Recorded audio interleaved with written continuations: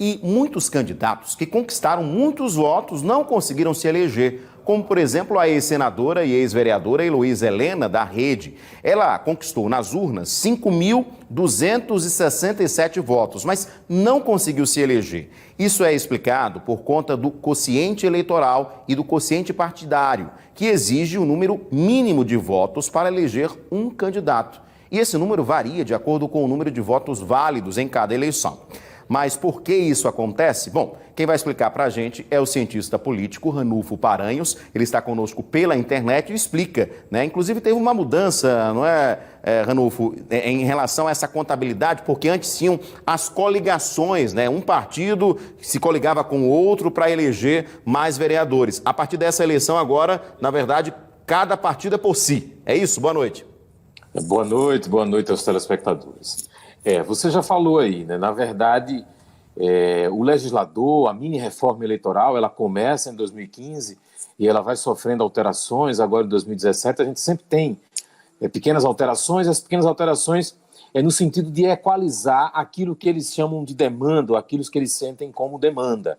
A demanda do momento é que nós temos no Congresso Nacional um número muito grande de partidos. Veja, com registro no TSE, são mais de 35 partidos. Com presença na Câmara dos Deputados, já são aí mais de 20 partidos. E isso gera dificuldade de governabilidade, gera dificuldade de distribuição de recurso. Há uma reclamação generalizada de que partidos pequenos vendiam suas legendas nos períodos eleitorais. Essas alterações no sentido de reduzir, agora, não de extinguir, porque democracia você não costuma extinguir, você costuma colocar regra. Então vamos lá, a primeira regra é o seguinte: partidos políticos lançam candidatos a cargos proporcionais, ou seja, vereador, deputado estadual e deputado federal, de forma isolada. Ele não pode mais fazer coligação. As coligações ainda são permitidas para cargos majoritários, candidato a prefeito, candidato a governador e candidato à presidência da República. Ok, tem coligação aí, mas não tem para vereador, que é esse ano, por exemplo, 2020. Bom, e o que é que acontece agora em 2020, então? Como é que esses partidos vão concorrer? Concorrem de forma isolada, tem uma cota mínima para mulheres de 30% dos candidatos, os partidos vão ter, tendo em vista que não há coligação, os partidos precisam lançar candidatos mais competitivos para conquistar vagas, ou seja, e para conquistar votos também, porque, paralelo à proibição da coligação, foi criada a cláusula de barreira, ou o nome correto é cláusula de desempenho. Ou seja, se você não atinge uma quantidade mínima de votos, você perde alguns bônus públicos. Por exemplo, 2, fundo de campanha, que é a verba destinada aos partidos a cada ano eleitoral para fazer campanha, e o tempo de TV, né, o horário eleitoral gratuito. Um bom exemplo disso, para ficar muito claro, para a gente ter noção do efeito da cláusula de desempenho, se você observar de todos os candidatos ao cargo de prefeito de Maceió, por exemplo, o ex-prefeito Cícero Almeida não tinha tempo de TV. Por quê? Porque o partido dele é um partido pequeno, é um partido recém-criado, o Democracia Cristã, e esse partido não tinha o número mínimo de parlamentares eleitos em 2018, nem o número mínimo de votos. Qual é a punição? Perde verba e perde tempo de TV. Bom, tendo em vista que o partido concorre sozinho, a gente tem um fenômeno no Brasil, isso talvez não seja só no Brasil, mas tem um fenômeno no Brasil que a gente sempre lembra do Enéas Carneiro, que foi candidato à presidência da República, deputado federal. Quando ele foi deputado federal eleito pelo estado de São Paulo, ele arrastou ou puxou, por assim dizer, mais de, acho que 4 deputados junto com ele. Depois você tem o efeito Tiririca, um puxador de voto, alguém que conquista muito voto. E esses votos que ele conquista é suficiente para conquistar uma vaga para ele e uma vaga para outros candidatos com poucos votos. A própria Heloísa Helena, em algum momento, foi eleita em Maceió com quase 20 mil votos. E com essa quantidade de votos, o partido, naquele momento, conquistou um número maior de cadeiras, ou seja, ao invés de uma cadeira só para a própria Heloísa Helena, ele conquistou 2. E nesse ano, o Ricardo Barbosa foi puxado com algo próximo de 500 votos. Então, para evitar esse efeito, foi criada a cláusula de barreira. E ela quer dizer o seguinte, também,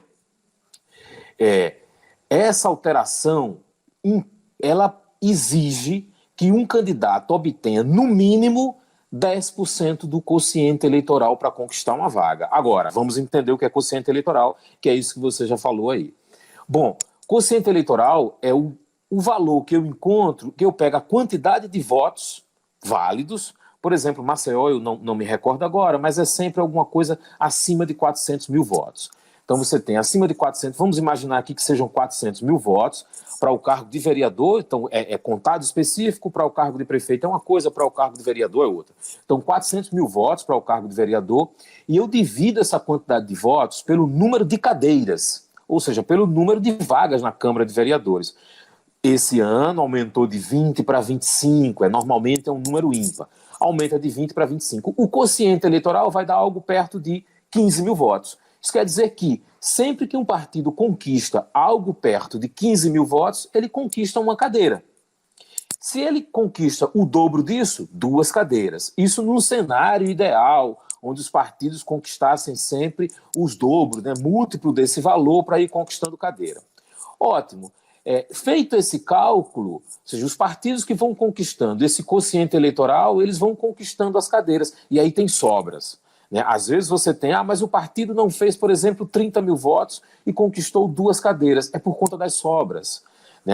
Existe um cálculo de sobra que distribui primeiro as cadeiras pelo quociente eleitoral e depois distribui via sobras, ou seja, você reduz a regra. Agora, o que é importante, e esse é um ponto fundamental, e esse é o que evita os chamados puxadores de voto trazer para a Casa Legislativa candidatos com poucos votos, que se um candidato que tiver muitos votos e for puxar outro candidato com poucos votos, esse candidato de poucos votos tem que ter, no mínimo, 10% do quociente eleitoral. Vamos traduzir.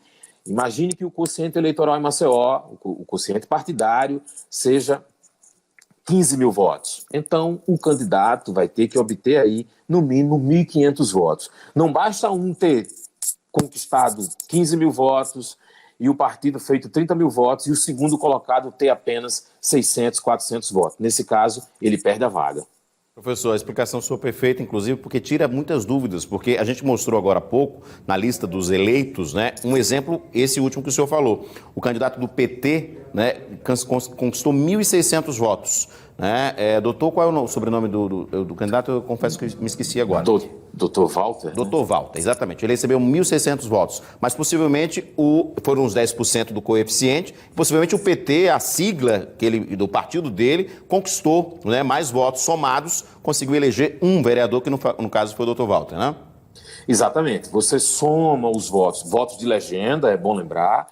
Esse é um fenômeno que ainda existe. Partidos que têm maior link, partido com mais história, tem mais voto de legenda. O voto de legenda é aquele voto que você não tem um nome específico para o cargo legislativo, para o vereador, e você vai lá e vota no partido. Eu quero votar no partido, por exemplo.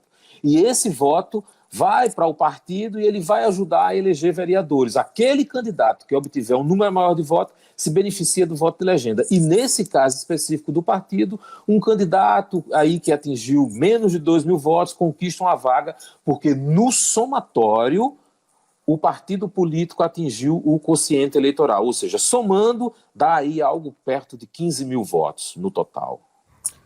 Professor, muito obrigado pela sua participação. Só corrigindo, doutor Valmir é o candidato que foi eleito pelo PT e vai estar aí, é um dos novos vereadores eleitos por Maceió para a legislatura de 2021, a partir de 2021. Professor Ano Farais, muito obrigado pela sua participação e pelos seus esclarecimentos. Uma boa noite.